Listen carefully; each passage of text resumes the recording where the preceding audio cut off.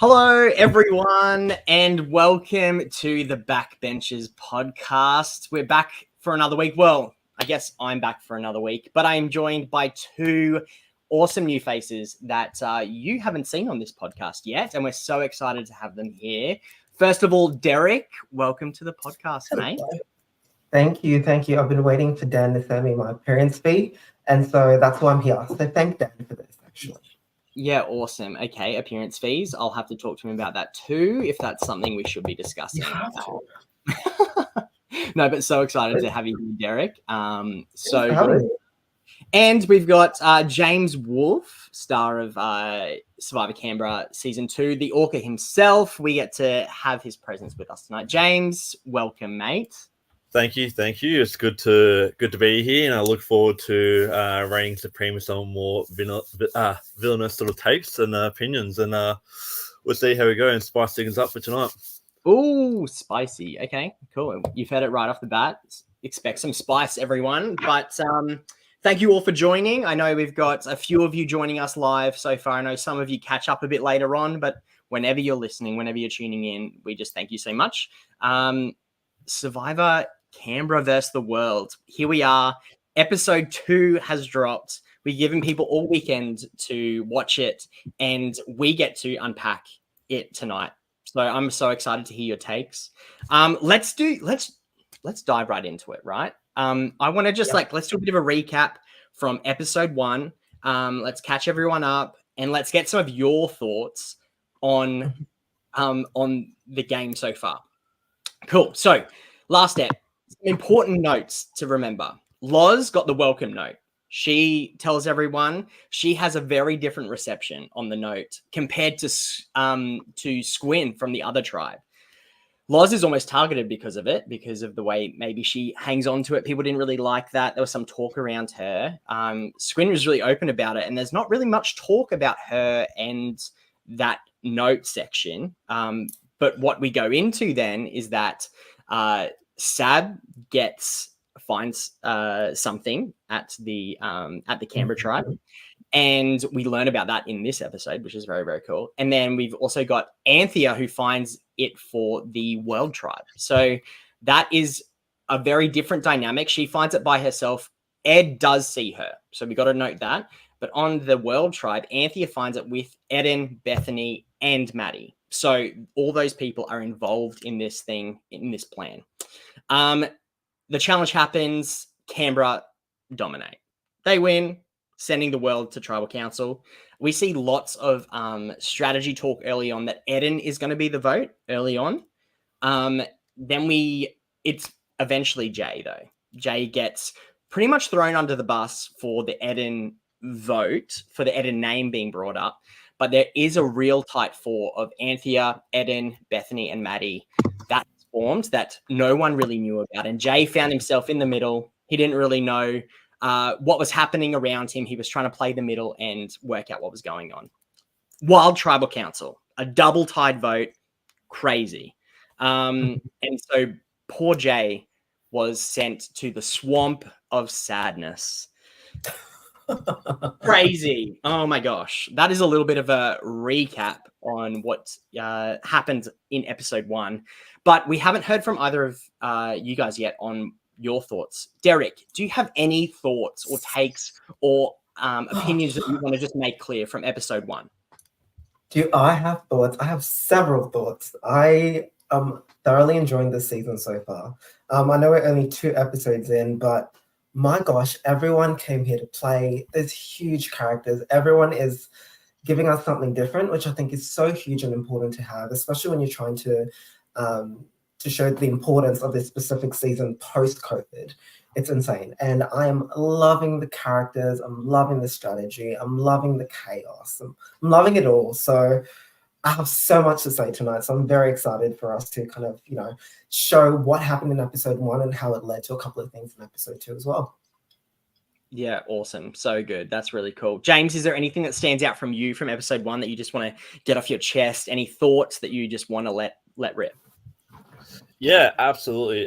Similar to Derek, absolutely loving the diversity and range in different personality, different gameplay styles, in terms of whether a lot of players that came in that were quite savvy, game players and strategic, and then even some who have never done anything like this before, seeing how they crawl before they start to walk is really exciting to see. And with some of them, with some of those players who are quite new and quite fresh to Survivor, it's just some of them, it's like they've seen every episode just about in terms of that. It's like they haven't missed much of a beat. And I think in a fast-paced game like this, you have to find your feet extremely quickly. Otherwise, you will be literally thrown off the boat without a life raft. Absolutely. And look, I think unfortunately that's where Jay sort of falls a little bit, is that he sort of isn't as vocal as some of them, or isn't as forthright in making his opinions or his alliances or connections, if you don't want to use the word alliances this early. I get some people have a hesitation towards that, but I think he found himself in the middle. He just was caught with these two sides forming around him: John, Squin, Aiden, and then on the other side, Anthea, Bethany, Eden, and Maddie. And unfortunately, first person at the swamp. It's actually quite interesting, and I'll touch base a little bit further on as I do the podcast and recap the last episode. But I actually kind of feel like if it's another sort of cast, another sort of scenario, I think Jay really finds himself in a potentially decent position, because I actually think a lot of people are talking too much and saying things that are actually indict him themselves, where I think with a different group of people, those people would be actually put more under the microscope, and Jay would be able to potentially sort of like coast by. I completely agree. And I think a huge thing that we've also seen is that a lot of the times the information that is being shared is to the wrong people. And the amount of times we witnessed that in the first episode with just throwing names out, unaware of who you're throwing it to. But it's still sort of backfired, because it ended up being obviously Aiden and Jay, but it shouldn't have been that. The alliance just didn't communicate.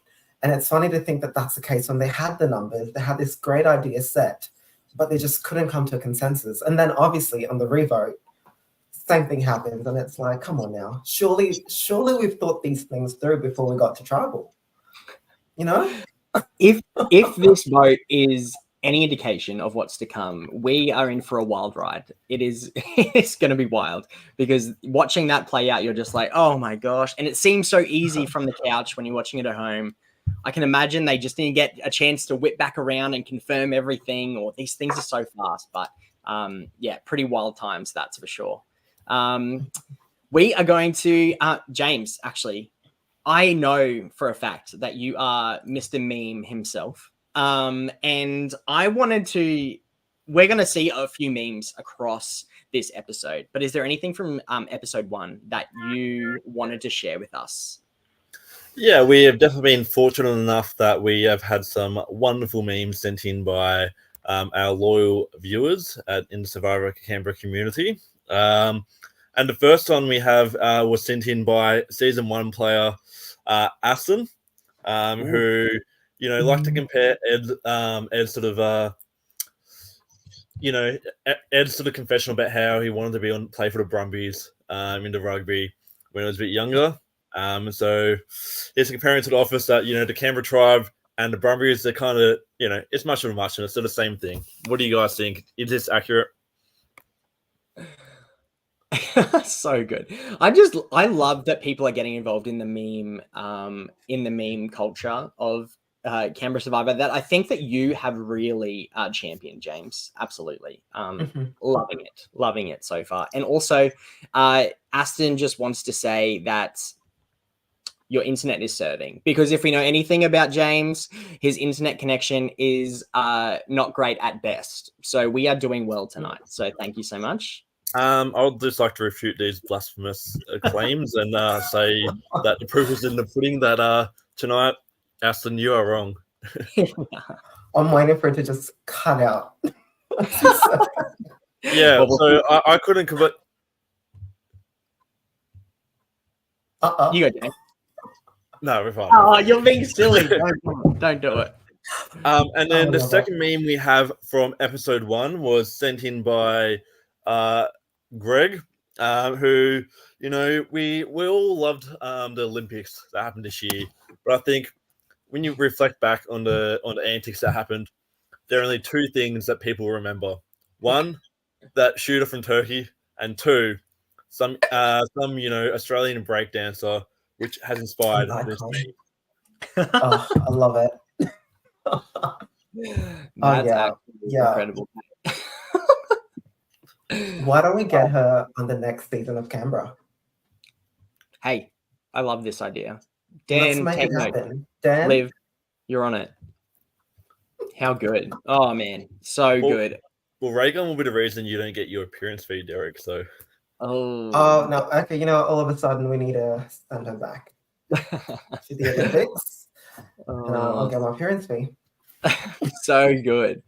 Well, before we move into episode 2 of the season, just want to say hello to a few people joining us. We've got Aston, we just heard from him. Maddie's here as well. She's already commenting. Eden's here. That's nice. Thanks, Eden. We got Jordo. He's joining us as well. So, blood orange. Thank you very much. Right. We just saw Sab here too. So comment if you're joining us and you're watching us live.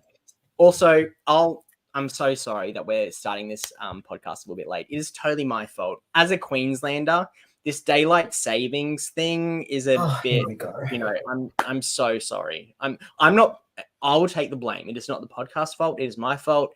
And so thank you for being accommodating and pushing it back slightly for us Queenslanders. So sorry. My bad. John's here too. Hello, John. You love it. The better order. Oh. Well, should we? Can we just love everyone? Yeah, that's right. Lots of love. Lots of love around here. Should we get into episode 2? Are you keen? Absolutely. That's it. I have to say this. I wore this shirt on purpose for the Black tribe and the Yellow tribe. I thought I better show the love because I'm obsessed with this season. So I'm so keen to get into this episode. Just thought I'd say that. Serving with the fashion, just absolutely straight away. Oh my gosh, we wouldn't expect anything less from you, Derek. Let's be honest. Thank you. Thanks. So episode 2 starts with Swamp of Sadness, and what a way to start! Just a really heartfelt and it just makes me love Jay even more. Seeing his attitude towards the whole thing, and he was obviously a bit upset about the whole thing, but he wants to rename it the Swamp of Rejuvenation because peaceful it is. And I mean, maybe it's peaceful at the moment because no one's joined him yet. We'll see what happens in the future. But loving just what he's giving, loving his attitude towards it. He completely understands while still being, upset about the situation that he found himself in. As you would be, being first one out. I just so appreciated his attitude. Derek, what did you think of Jay on the Swamp of Sadness? I enjoyed what I'm loving about this season. I have to give props to Dan on the editing is the fact that we've been able to sort of see everyone. And that's so important, I find.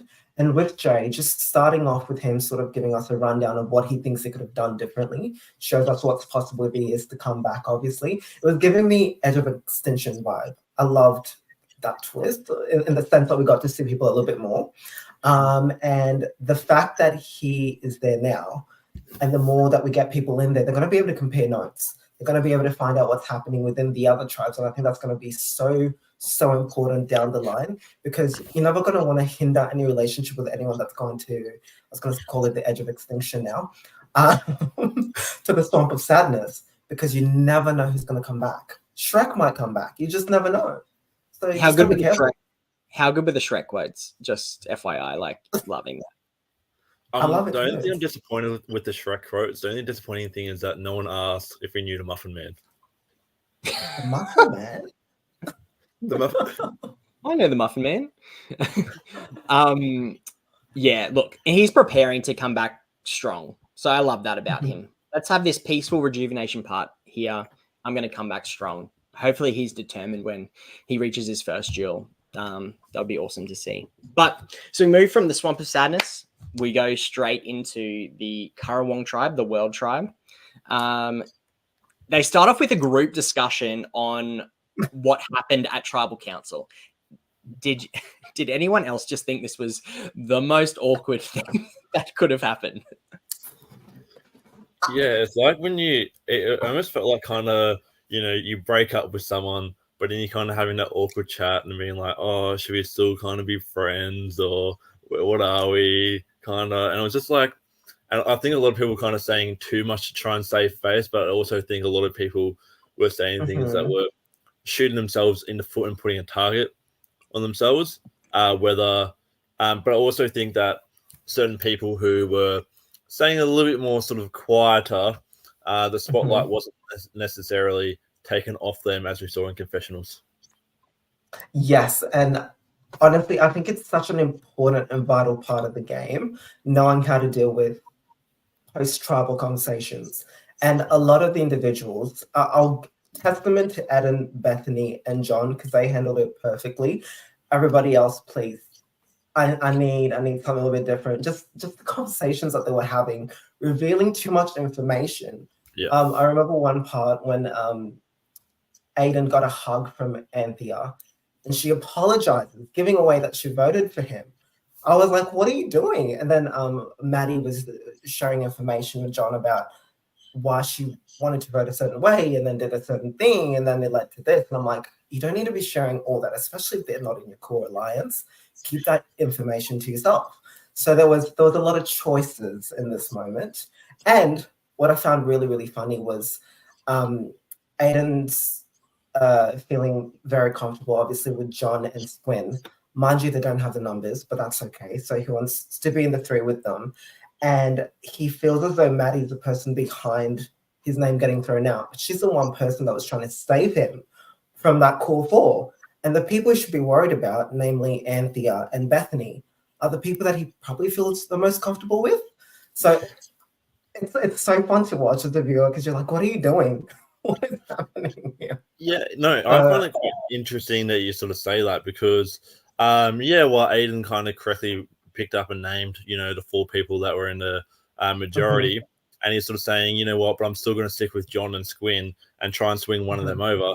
Strategically, I think that's actually, obviously as a viewer, it's easier kind of said than done, but he should be trying to curry favor amongst those 4 to try and work with them, or if he's going to try and stay with Squin and John, he should be throwing Maddie right under the bus, or one of the other two right under the bus, for some of the things that they are saying to indict themselves, because a lot of them players are really revealing their cards quite early.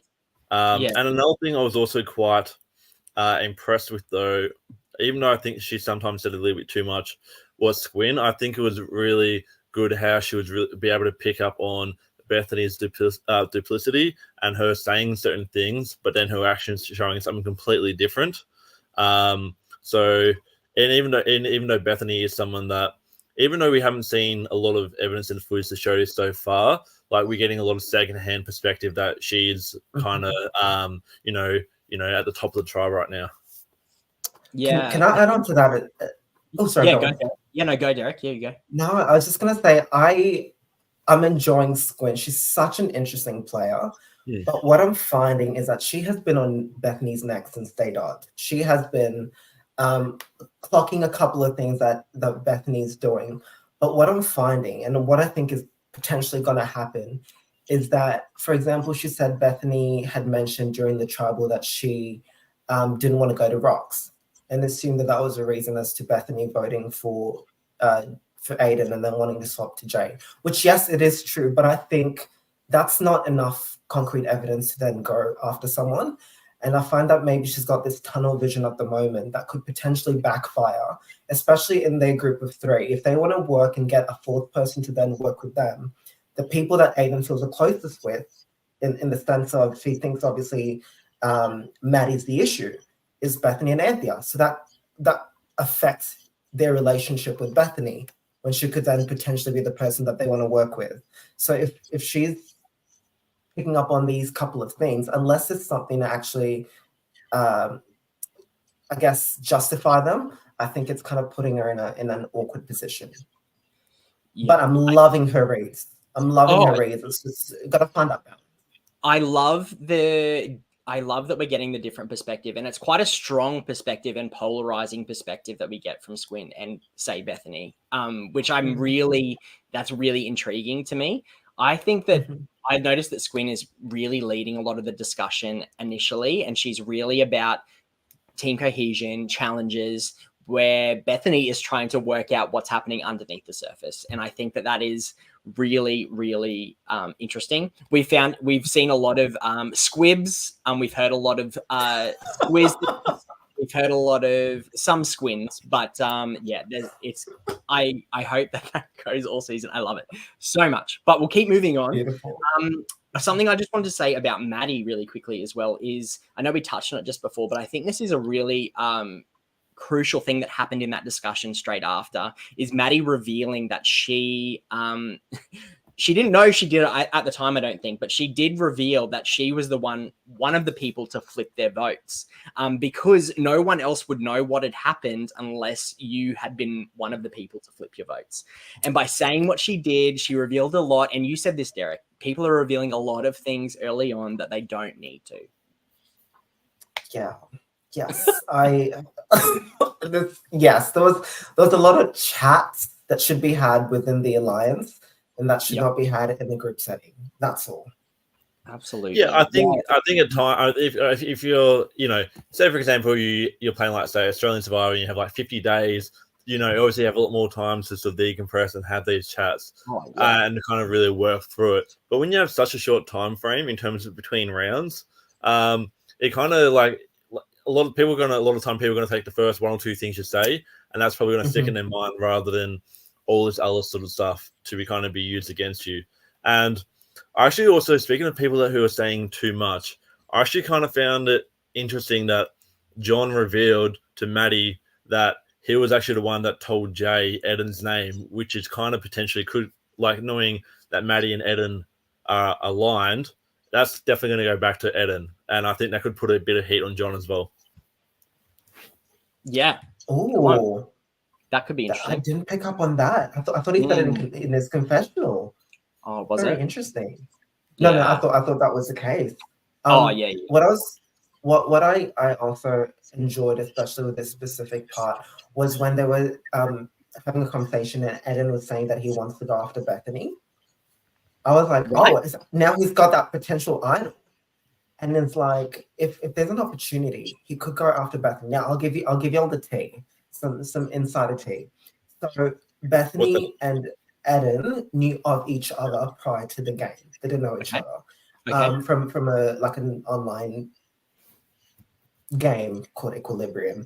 And so I think going into this, you'd want to capitalize on those sort of relationships, or even anything that you can kind of relate to someone. We've seen the teachers, we've seen situations and kind of connections and dynamics like that. You're just grabbing onto anything around. Yeah. So I was like, oh, so maybe he knows something about Bethany that we don't know. So it was very interesting to see that happen. Yeah, that is really interesting. Another really interesting thing to see happen was the awkward hugs, the hug train that took place. When one person starts and you don't join in, you're on the outs. Goodness me. That was just so awkward. I was like, ugh, it was so wild. Anyway, just thought that was a bit funny. Maddie's also been clocked as someone who's running around telling people names. So that's interesting. I wonder if that's setting anything up, that we got that information. Maddie also revealing her connection to Eden early on. I was like, ugh, that's so tricky to do. And Bethany Club. Yeah, go. Sorry. I was just gonna say with Anthea, what a queen. I know we haven't discussed this yet. We haven't. Mother. She's what got a what in the world idol, or advantage rather. And everything that she's been able to do so far is so beautiful. Her story from the first episode and what we're witnessing in this episode is just incredible. I'm a huge fan. I love it. Absolutely. And that little montage that they did of just the story of the What in the Worlds, I thought was that was perfectly done. A great little memento for Anthea as well, I reckon, after the game, of just like some work early on she had to put in with the help of others, but she was awesome. But let's jump into that. Maybe let's talk about this defective advantage. Is that what it's called? Correct me if I'm wrong. Yeah, defector. Yeah, something like that. Something like that. Yeah. Thoughts on this advantage? I love this. It's chaotic. Yeah. You know, you could I was going to use a word that I am not in the audience or situation to do so. You could mess things up in this situation and get someone on the other tribe. I love what it does pre-merge and also what it does obviously post-merge. And it just opens doors to different strategies and different sort of dynamics and things that can happen. Obviously, I know who knows if a swap's going to come up as well. So there's so many different things that could potentially happen that could change the game with this advantage. So I'm really looking forward to it being used. Absolutely. James? Yeah, I love it as an advantage that, you know, always has a little power and you have a bit of influence, but it's not game breaking as well, which I think is cool when it comes to your different alliances or your mechanics within the game. And I think it's I love how it's, you know, something that can also really sort of shift the sands if you find yourself in a bit of a sticky position, or if you find yourself in a situation where you're like, you know what, I actually can't deal with all these awkward hugs anymore. I'm out of here, you know, as well. So I think I'm predicting it's probably going to more come into play like a post swap, but before the merge. And I think that could really sort of that's if there is a swap, that could really change the fortunes of a lot of players on both tribes in terms of who goes back and forth. Especially now that the one that Sabrina, she had a chance to win, is now in open play. Yes, and we will definitely get to that, because that is going to be a really interesting thing to talk about down the track. Well, we might leave the World Tribe, and we might jump into the Canberra tribe, Jin and Dira. I hope I'm saying that correctly.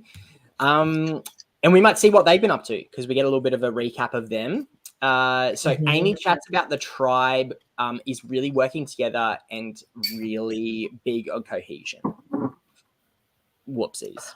That doesn't sort of pan out. But what do you think about that? I found that comment really interesting, because we saw lots of, yes, Canberra strong, but apart from some people, you know, like there was that sort of, there's like, we're in this together, but have you seen Loz? Like, do you know what Loz is doing, you know? I'll let you go first, James, because I'm just going to keep laughing.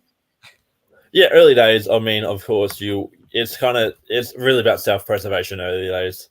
You know, sometimes you just got to, as long as it's not you, sometimes it can be very easy, whether you're the one suggesting the name or someone else throws out a name. A lot of people tend to just sort of roll with it. But the fact that the Canberra tribe didn't have to go to tribal first, I think that gives them a lot more sort of time to be able to unpack, and it'll make a bit more of a deliberate decision down track. And we've actually got a bit of an image to bring up as well from the start of like the Canberra sort of segment.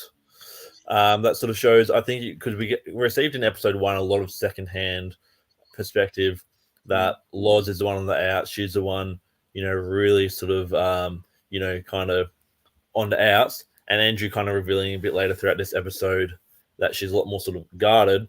But I think it was really interesting because, you know, they won the first tribal council. They were able to actually kind of assess and form more connections with each other, and obviously gave Loz more time from someone who has been seen as guarded. Yeah. Do we have that image here? Do we? I'm pretty sure it was there. Yeah, so this one here, you can kind of see everyone kind of getting around, and then it's kind of a little bit of slight symbolism showing that Loz is kind of on the out, sort of per se. And I think it's also quite fitting. You've got Ed in the middle as well, kind of as like a massive sort of focal point in this tribe. And then you've also got Andrew standing there on the right hand side, like a bit of a sort of mafia boss, talking down to the rest of the Canberra sort of troops, and really sort of like painting that picture as he's eyeing off his target. I love that. And what I was going to say from that as well, and I'm loving this dynamic, and we kind of see it, especially later on in the game. We've got Pauline, we've got Oscar, and their ability to kind of they're on opposite sides of the table, so they're able to kind of work with different people, but then come in together and provide some information to everybody. And I love something Pauline said. I'm loving her awareness and understanding of the game. She's like, I'm so over the top in terms of what I'm dressing, but I'm not going to let that, be a reason to hold me back. And so I was obsessed with that. And I'm loving how Andrew's such a natural on TV. I love this statement about Canberra being the light and the sun. Mind you, the first 2 seasons it was raining a lot, but that's none of my business. It's different. It's a different time. So I'm just enjoying all the comments he's making. The comment about Eden, that was too funny. Yeah, and speaking of that, we've had a viewer sending a cheeky little video to do with some of Andrew's choice words. If we bring that one. I'm about to end this man's whole career. What career? But I'm not a rapper. These guys on that team, I mean, the one that said he is Mr. Beautiful, Mr. Australia 2023, I mean, maybe less time looking at yourself in the mirror and more time learning how to play the grappling hook might have served them better.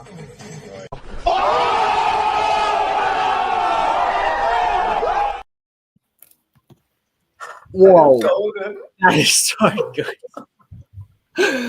Right, Eden, I'm so sorry. I'm so Goodness me, sorry, Eden. But there is something about Andrew he's just bringing the sass. He's bringing a vibe to his confessionals that we are all really here for. So thank you, Andrew. So good. We're gonna keep moving because we've got a lot to get through. So let's just keep pumping through a few. Oh, James, Can I just say one more thing? Yeah. Say for example, like with Andrew obviously being quite out there, loud, really sort of planting seeds. If the Canberra tribe had have gone to tribal council first, there's a high possibility Andrew gets his way, and then people kind of more flocking to him if they return to tribal again. Andrew then really being that sort of focal point. Where now that they've gone to tribal council second after this challenge, spoiler alert, it's like they've had a lot more time to assess, and a lot more players are clicking onto what Andrew is doing. Yeah. Oh. No, that's so true. So let me just go through a few of the connections that we're seeing people talk about. So Loz says Ed is standing out, not necessarily in a bad way, but he's very obvious. He's very out there. So I think he's on the radar of everyone, probably to a positive degree, not so much of a negative way at the moment. So we'll see how that goes. Ed loves Todd. Love that little duo. That's really cool. Teachers Alliance? And what'd you say? Teachers Alliance, potentially. Yeah, so good. Reliable, trustworthy, and good in challenges. Some of the things he highlights. Pauline identifies Amy and Oscar and Sab, even though she's a bit quiet at the moment, is what she says. So they're sort of like the people she's really connecting with.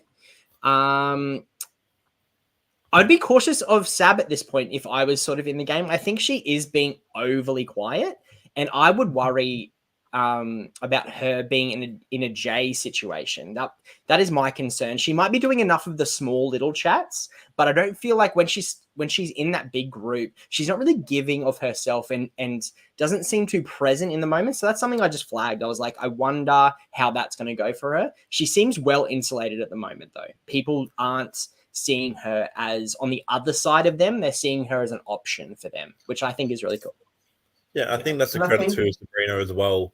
That people are still viewing her as like a malleable option. Even like Ed, who he may not be the Survivor's biggest, the biggest Survivor super fan or anything. Saw Sabrina pick up that advantage and said he wants to actually work with her and sort of more of an advantage to, for lack of a better word, to work with her and align with her. And I think she's someone that, even though she's very quiet, when she speaks, people listen because they know that when she speaks, there's a lot usually going to be. Seems to always be something that's quite valuable and that's actually kind of contributing to keeping the flow of the dynamic within the tribe going. Absolutely.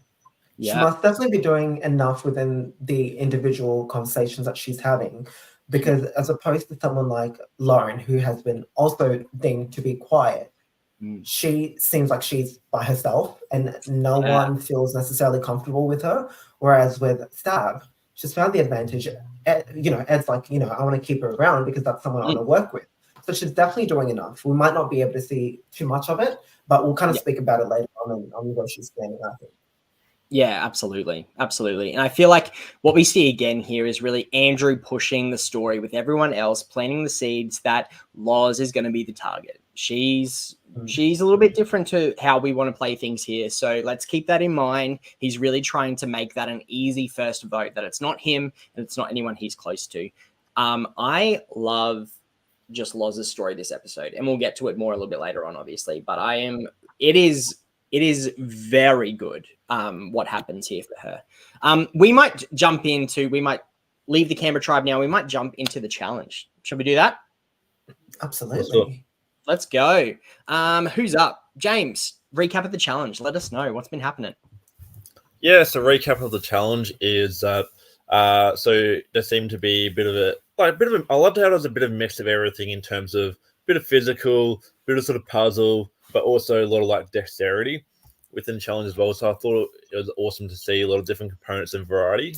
So essentially what the two tribes had to do, they had to do a bit of an agility sort of run between these cones and then find numbers to a combination lock in buckets of sand.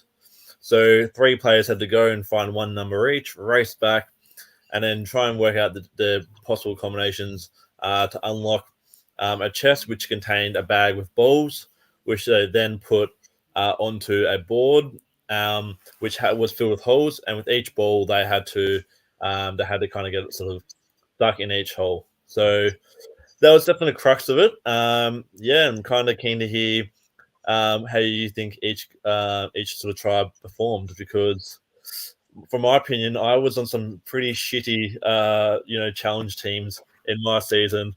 We were pretty average, so I reckon almost this one came close to a bit of a pitiful performance from one tribe. But keen to hear your thoughts.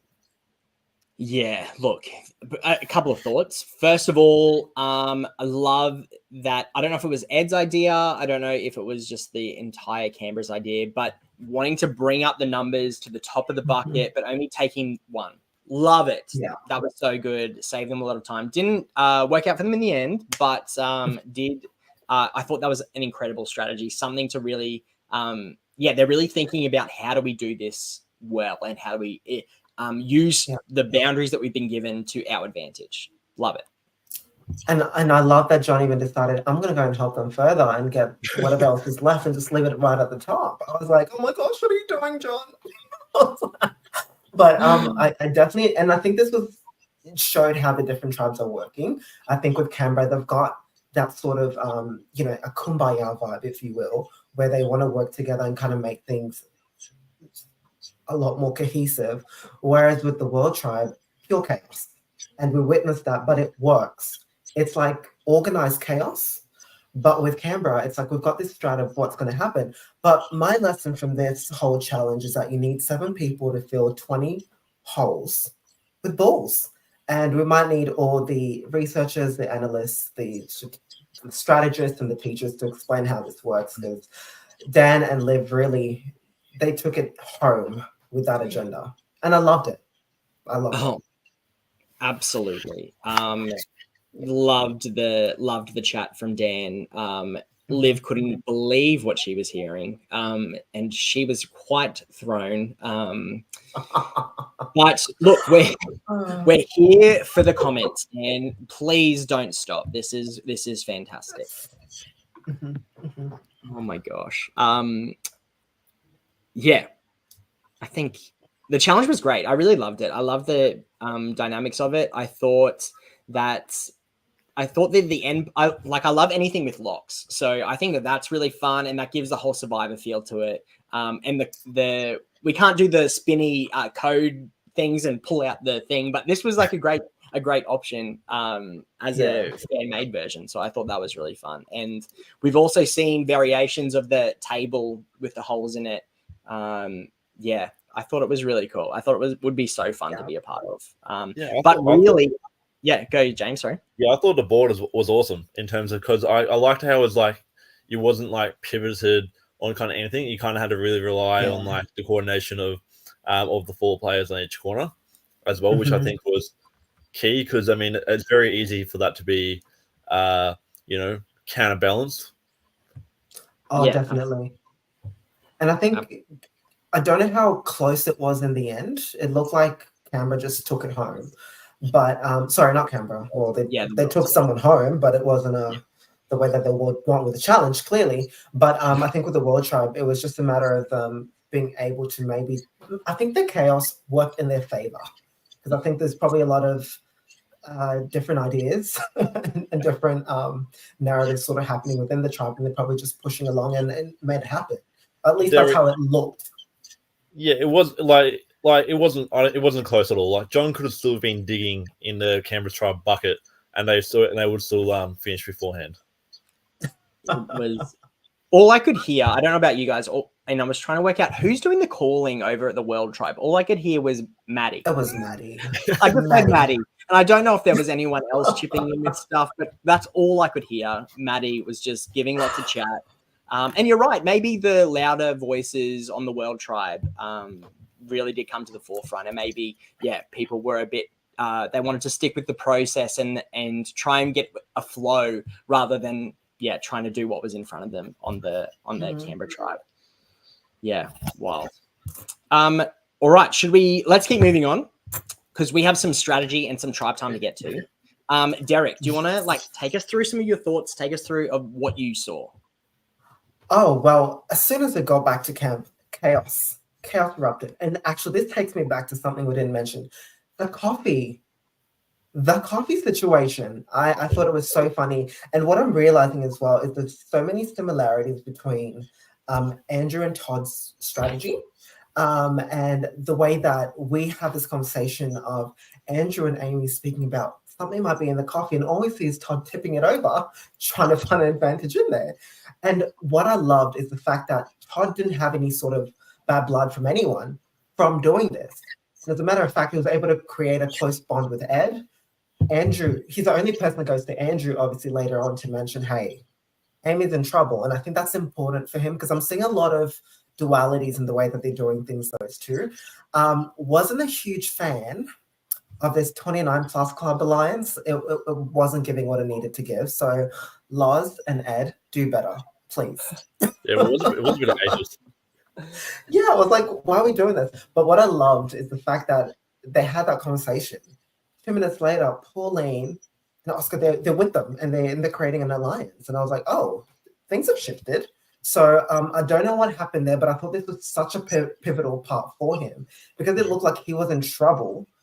It looked like Loz and him were in trouble, but they somehow managed to shift things. And credit to Loz. I don't know how she did it, especially with how we saw her in the beginning of the episode, also on the prior episode, and being able to shift the narrative to then controlling what is happening within this specific tribal was incredible.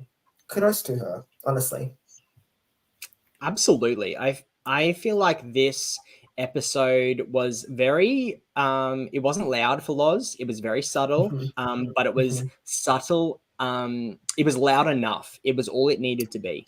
And I just want to point out this Aston quote because I think it's funny.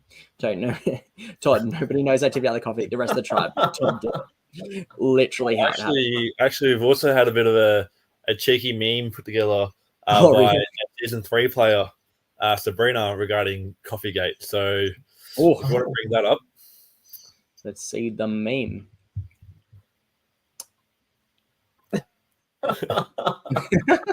Coffeegate.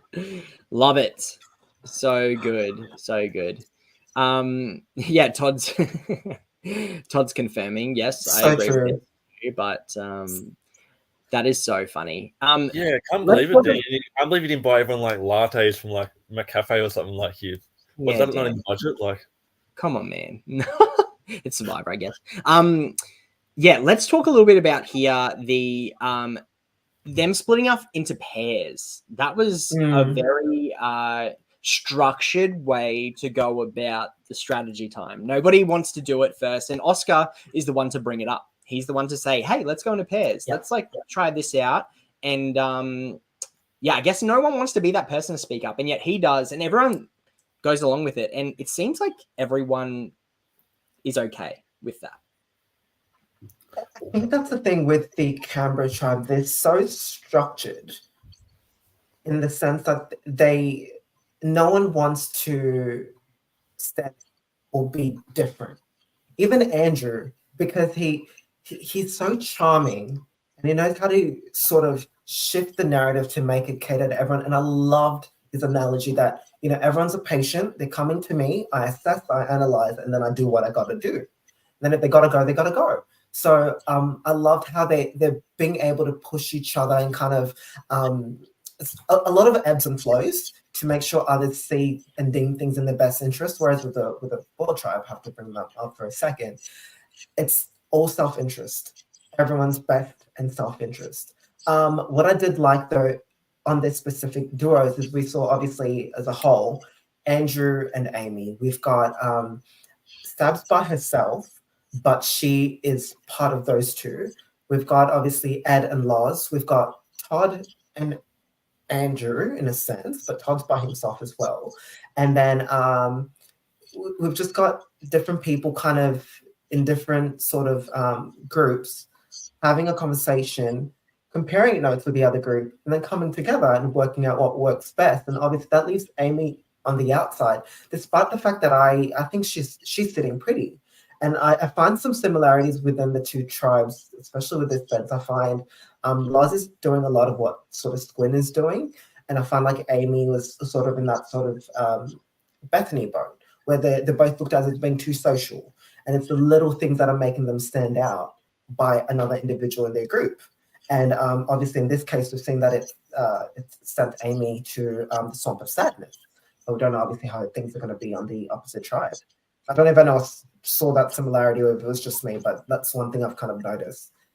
That's a good take. I like it. Yeah. No, I hadn't picked up on it, but yeah, no, as you're saying it sort of does make sense. Hey, and I just want to bring up really quickly.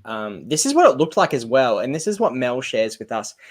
Pairs are okay, but some pairs look like they walked so far away and didn't really swap like everyone else was. And I picked up on this too. Watching it, it looked like Amy and Andrew really did just walk and talk for a long time and really did progress like quite a fair way away from everyone else. And obviously we can only go by what we saw. So the edit looked like that they sort of stayed together for a lot of the time, and everyone else sort of did some mingling and swapping between themselves. And I wonder if this was Amy's undoing in the end, to be honest. I feel like being too okay to talk for a long time with one person really does limit the scope of your strategic play and your safety in the vote. But yeah, I just have a thought on that. Sorry, go on, James. No, I was gonna say I completely agree with you, Sam, in that regard. But it's also it's definitely a bit of a rookie error, because especially early days, you want to try and talk and insulate and try and get on some sort of ground with as many people as sort of possible, even if it's just sort of like surface level to beginning with. And especially I think it was from Andrew as well, who's a seasoned veteran, has played before, he really kind of knows what to expect and really how quickly things move. The fact that it seemed to him that he spent so much time with one person. Granted, I think Amy was 100% on board with Andrew and his board. I feel like Amy was Andrew's Caitlin from Backyard Season 3, in terms of someone who, if they were able to get numbers, they could really sort of ride it for a long way. But because it didn't really appear they swapped, it just gave a lot of other people plenty of time to chat with their pair, get around, formulate a plan, who's the odd one out, in terms of who we haven't chatted to yet. It's probably Amy, because she's quite dangerous in a different way to Andrew, who's a lot more sort of visible.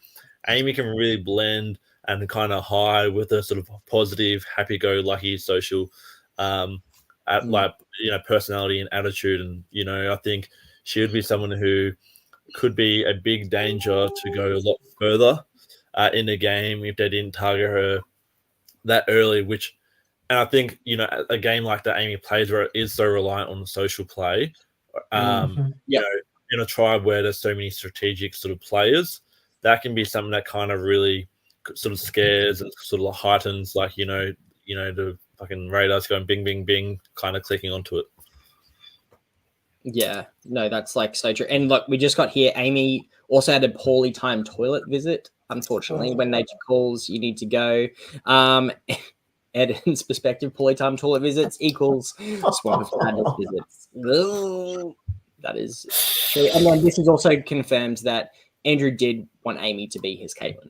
So that's good to You know. know that? Yeah. Derek, sorry, do you have any thoughts on that before we move on?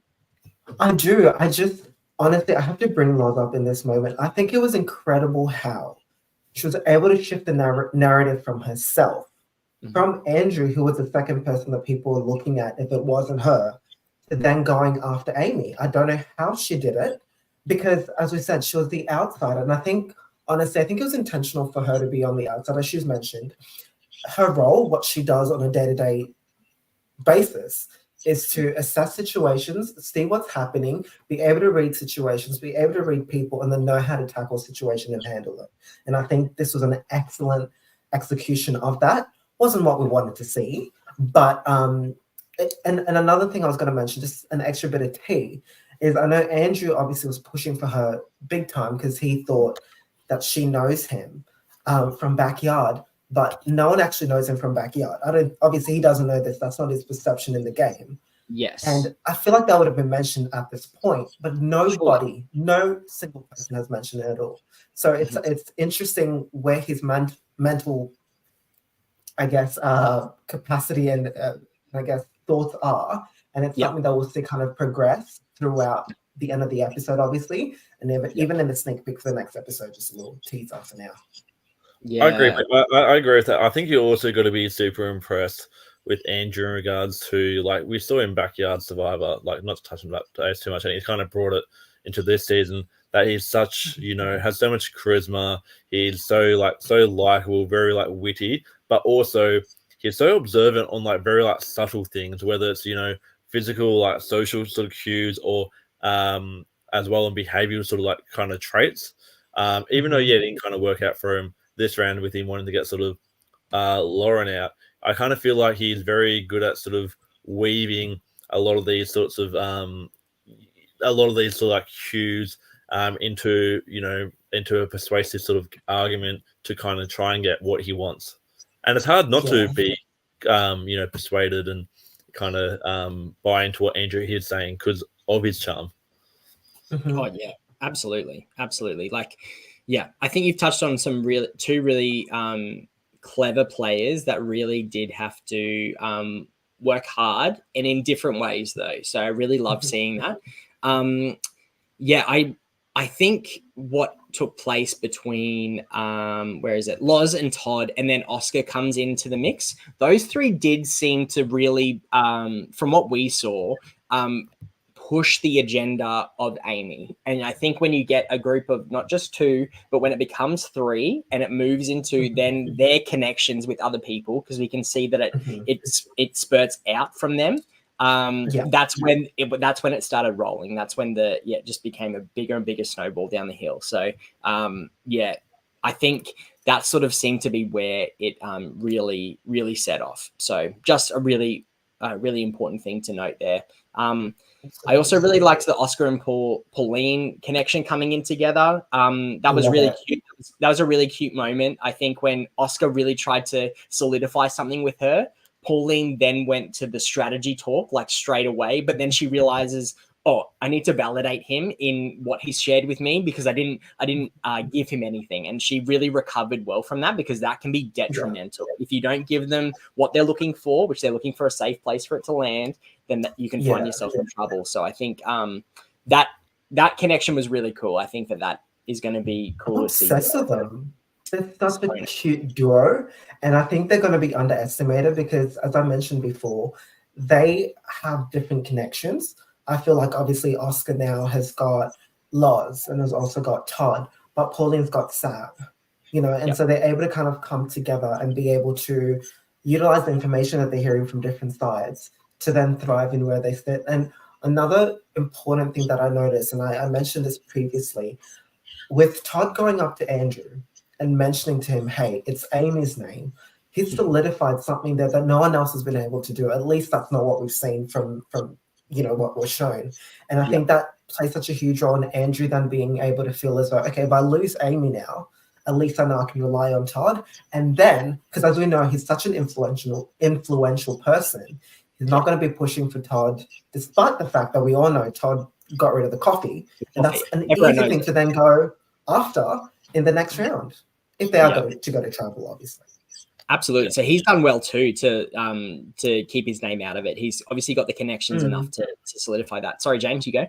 Yeah, I actually, this may be a bit of a hot take, but I actually feel like Oscar is kind of lucky in a way that he is on the Canberra tribe, because I feel like with the amount he's actually kind of talking and mentioning and sort of saying information, if he was on the world tribe, it's similar. He would be kind of like in the same boat as everyone else, really saying things that a lot of savvy players could really pick up on and to kind of use against him. So, but I kind of feel like on the Canberra tribe, while there are still a lot of players who are very savvy, kind of know the game well, he is still able to connect with them, even though, because he's kind of, I think he's someone who's kind of pushing sort of the conversation in a different way to what Andrew is.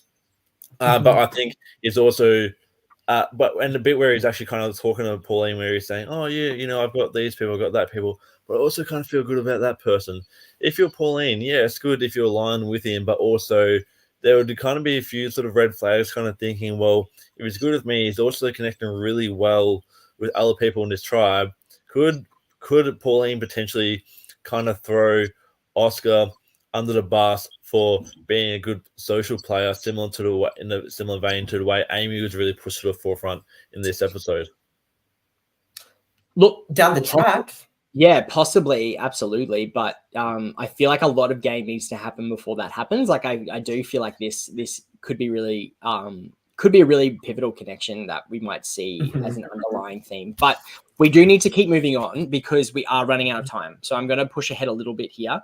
Obviously, just wanted to bring up this comment from Todd. There were quite a few combos where people brought up Andrew's name and Loz subtly shut it down. So it's really interesting to see the dynamic or the perception that Loz has about her connection with Andrew. But Andrew's the one really saying her voice a lot of the time. And so that will be interesting. That makes me a little bit nervous, but we'll obviously see, because she's played it so well. She's played it very subtly this round, and I'm excited to see what happens in this next part. But it really does become, I don't really feel like at the end of this strat time there was any other question apart from Amy, because even I love Oscar's question here though. It's like, but what's everyone else telling Amy we're doing? Like, as in, because it's just sort of snowballed so far. It's like, and nobody had an answer. And I'm like, oh my gosh, that's so risky. But obviously works out for them, because let's go to Tribal, James. And do you want to take us through just what happened there? Yeah, so as we know, kind of leading from episode 1, Sabrina found a scroll at the water well, and then we found out from Anthea it was like, say a certain phrase at Tribal Council 5 times, which happened to be "what in the world," and kind of fit that into your sentences as you're sort of answering and providing info, and so we knew that was Sab's mission for this episode, and everyone else seems to get asked a question first. And I don't know about you, but as a viewer, I'm kind of sitting here and be like, "Hey, Dan, Liv, ask Sab a question so we can kind of see how this plays out." But I feel like everyone's kind of really playing a bit of a straight bat, not really kind of giving away a lot in terms of trying to like play too safe. In a way, but not trying to like rock the boat, which is, I think, is very key and important, especially in these early rounds when you're still trying to work out where everyone kind of sits. So anyway, it gets around to Sab. She kind of manages to squeeze in the phrase a couple times into the sentence. The conversation moves on to advantages and whatnot. And what I want to ask the two of you is, do you think that the talk of advantages being brought up in Tribal Council scared Sabrina from completing the mission and being found out? I think so. The way that she turned back as soon as she heard it, there have been talks of advantages, is very telling, I think. But another thing I was going to say, and I think it's something that we all mentioned before, is the fact that with Anthea, she had that group discussion and said, hey, what's going to be the plan? obviously Eden said, "Oh, I'm going to pretend I did this," or "We're going to have a situation where something like this happened," and they all kind of discussed it. But with her in the group and the dynamics that we've mentioned, she's kind of doing things by herself, which, you know, keeping that advantage yourself, I love. But if you're unable to then be too vocal or have that sort of charisma to then have that conversation and be able to achieve something like this, should be telling that you might need somebody that's a little bit more vocal or something that's a little bit more out there to join forces with so that you can complete something like that. And now someone else is potentially going to get it, you know? So I think the fear in what was being said definitely affected her. Yeah, no, I think that probably did. I think, yeah, when you're solo in that, there's a lot riding on your shoulders, where Anthea didn't have that. She obviously needed to say it, but she knew that she was going to be backed up by 3 other people. I think it's so telling. And I feel like, yeah, poor Sab, she doesn't get it done. It's unfortunate. Yeah. And it is, we get to hear now, though, that it will be put back in the game with no restrictions, I think is what it said. Yes. So there's no requirements, that's an interesting thing. So she does have the upper hand, knowing that something's going to be around, but it doesn't have any requirements for her to get it. So that'll be interesting to see how that plays out. Yeah. I think it actually will be quite interesting as well. Now that she knows it's in the game, and we hear like Ed say in episode 1 that he saw Sabrina find it, and Sabrina saw him see her find it.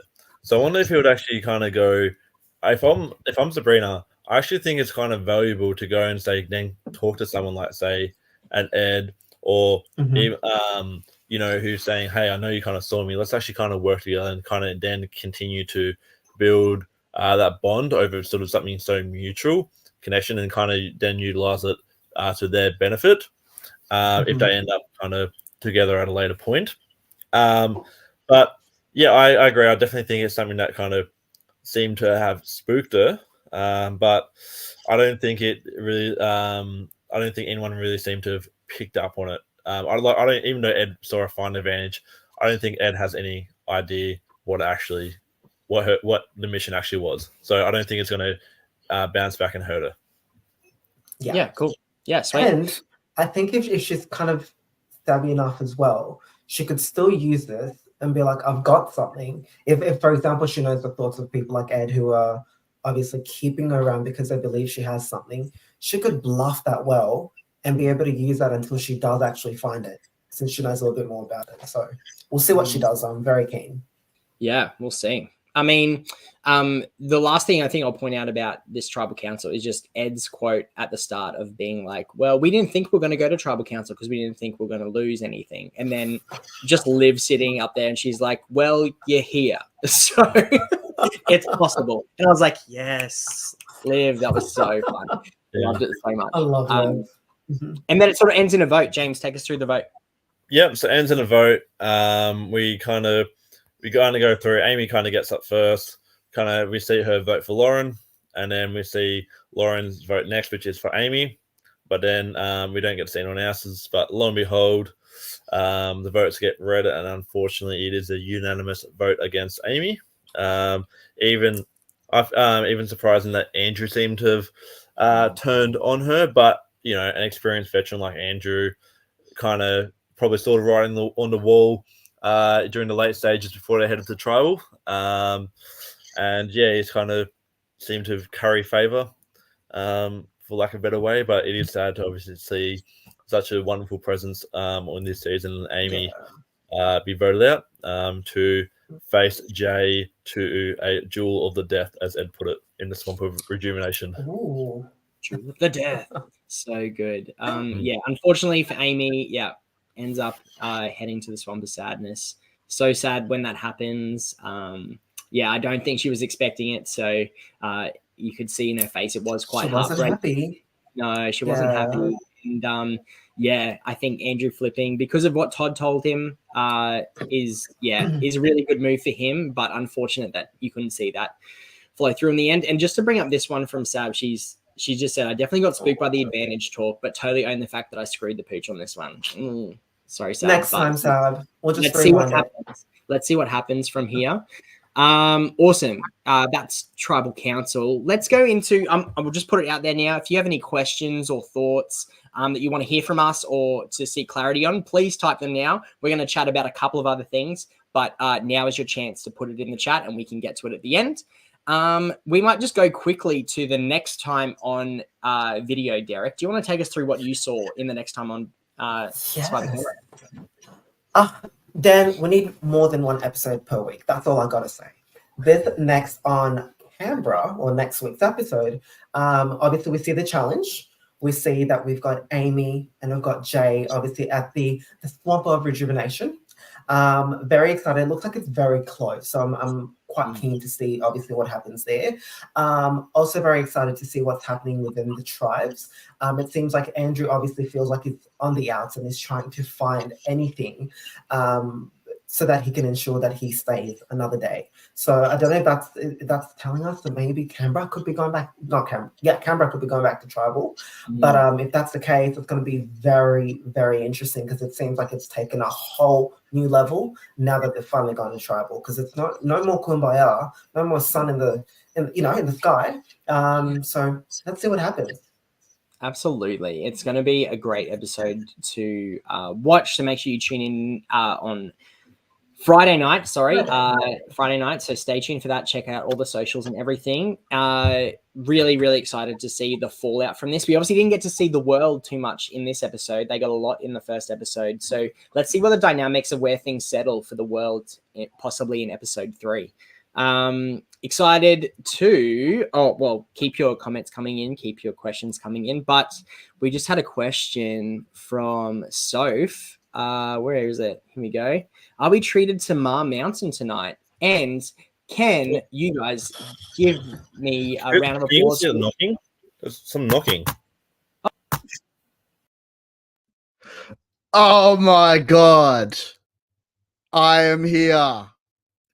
Fans, you can calm down. Calm down, guys. Calm down. Ma Mountain is here. I've taken over the podcast. They cannot deny me. They cannot deny me. I do not care. Dan can pay me whatever money he wants. Ma Mountain will continue.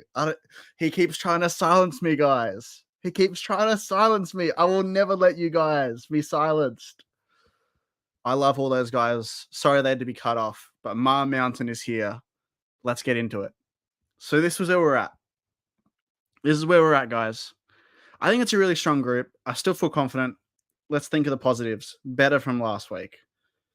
But the thing about the mountain is I don't control the mountain, guys. The mountain comes in, it takes over, it makes the picks, and I'm shocked when it does what it does.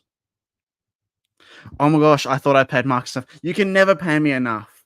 Keep sending me money, Dan. I will not quit. I don't care how much money you send me. I don't care how much it is. But anyway,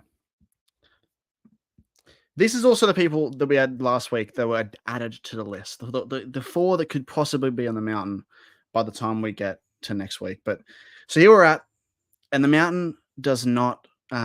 It's cutthroat around the mountain, and the people that are staying on the mountain 100% in their positions is Sabrina and Anthea. The rest of the spots are open.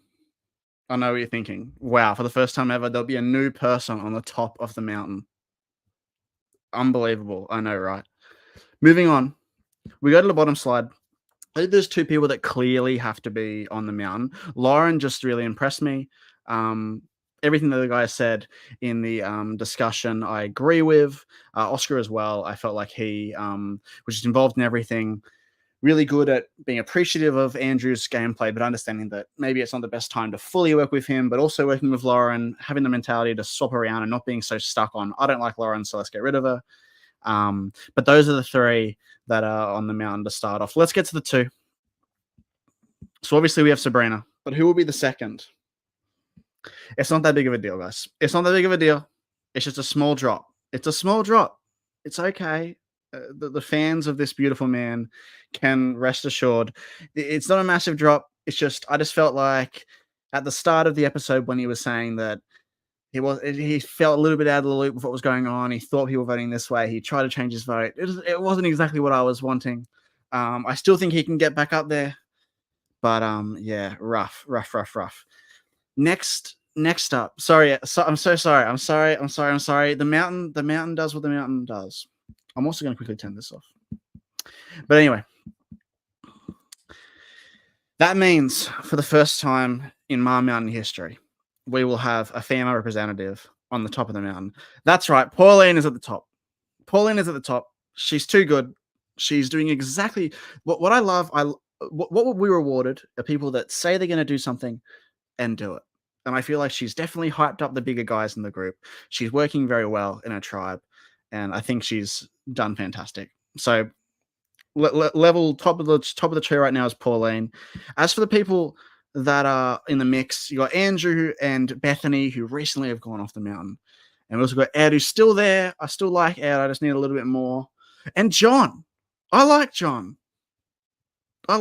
John's growing on me a lot. So that's my list. And you know what? This is the end of the broadcast. I'm going to go. Guys, see what happens when you keep the front door open. Connection issues. We get reinstated, do we now? Now that his moment's over? Okay, I see how it is. Classic Marcus is always about him. Me. That's why we lock the doors. Yeah, that's right. I have to be in control next time, Marcus. Just saying. Yes. Okay. I don't know if he's gonna let me have that happen, but it's fine. Okay, your own I will say choices were made with that list. I think so. Let's give your top thought. What's the thought that's on top? Not top of the mountain, maybe, but on top of your mind. I think he has the wrong person on top. I think it should be Sabrina, not Pauline, to be honest.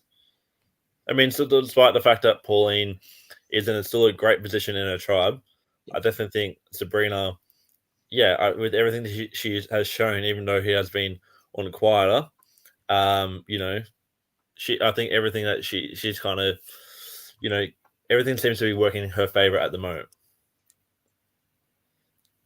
Yeah. Okay. Cool. Derek, what about you? Thoughts on the list? Yeah, I think if it was going to be those two, I would leave it as is. I just think with Pauline, her awareness and everything that she said she wanted to do and how she wanted people to be looked at isn't true. It's what we're witnessing. Ed feels and has been pushed into that position. Sab is kind of looked at as a little bit too quiet, but she's still got enough power where she's sitting. But it's not, she doesn't have as much power if it wasn't for the relationship that she has with Pauline. And so I think she kind of needs Pauline in order to be where she is on the Mom Mountain. So that's why I would leave it as is, I think. I would also say, I think, even though Pauline is also pushing Ed to the kind of the forefront, I would actually have Ed on the mountain at the moment as well. I would add him in. I'm not going to say who I would take off, but no, go on. You said you're the villain. I'll get to that maybe. But I feel like Ed, even though he is at the forefront, really much is quite a loud, domineering sort of personality. He actually has a lot of self-awareness to actually kind of know that he's, and he's playing into it. And he even stated that in the confessional as well. He's playing into it, and he actually knows that he is this big sort of goofball, sort of loud, aloof sort of persona. But he's also a big center point in the tribe at the moment. Yep. That's a very good point. I think for me, what stands out about the mountain, actually, just even not thinking about the mountain, is just that we got to see the opportunities taken from the Canberra tribe. And I feel like we're seeing a level of gameplay emerge that isn't just talk, it's actually connections. And so when I think about what Loz has done to go from the chat of being at the very bottom to now having some say or influence, really good. I would say that that's the same with Todd. I would put Todd up there as well because people knew exactly what he'd done with the coffee and yet he still wasn't the target. So there's obviously some influence there. Ed is he's just always been highlighted, right? But he's highlighted in a great way. Pauline, she was worried about being first out, but she's obviously well protected and well liked and well cared for. And I would say that Oscar has done a really great job as well at being in in the conversations, not seen as leading them, even though he's really offering a lot. He is guiding and directing like a whole bunch, which I'm very interested to see. So they're just some of my thoughts from this initial episode. We obviously haven't spoken a lot about the world because I don't think much has changed in our minds from the post tribal chats. Yeah, definitely. Sure. Yeah. Well, that's a great summary, guys. I feel like we have covered this episode. It's gone a little bit longer than what we thought it would. We've got so many takes. I have no idea about these two, but I've got like notes that I take. I feel like I didn't even get to half of them. Like, there's so much happening. There's so much to talk about. And I think that just goes to show that this game that we are seeing is incredible. Lots happening. People are here to play, and we are here for it. So thank you so much for joining us tonight, everyone. Please, you'll see more comments, more posts on socials. So make sure you go check Survivor Canberra out on Instagram and Facebook. Comment along. Let us know what's happening. Let us know your thoughts. It's really great to get your engagement and your involvement in that. I just also want to say thank you to everyone for tuning in. Yeah, do we have any questions in the chat? I don't know if there was too much that came up, to be honest. In the end, I'm going to say is I think a really good way to sign off would be to watch Andrew roast Eden again. Well, we could definitely do that. We'll get to that in a second. But I just want to say, Derek and James, just thank you so much for jumping on the podcast. It is so great to see your faces, to hear your thoughts. It's really been awesome. Your insight is incredible, and we are all better off for it. So please make sure that you join in on Friday night for the next episode 3 of Survivor Canberra vs. the World.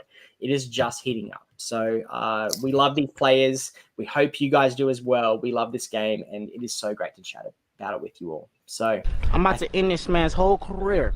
What But I'm not a rapper. These guys on that team, I mean, you know, the one that said he was Mr. Beautiful, Mr. Australia 2023, I mean, maybe less time looking at yourself in the mirror and more time learning how to play the grappling hook might have served them better.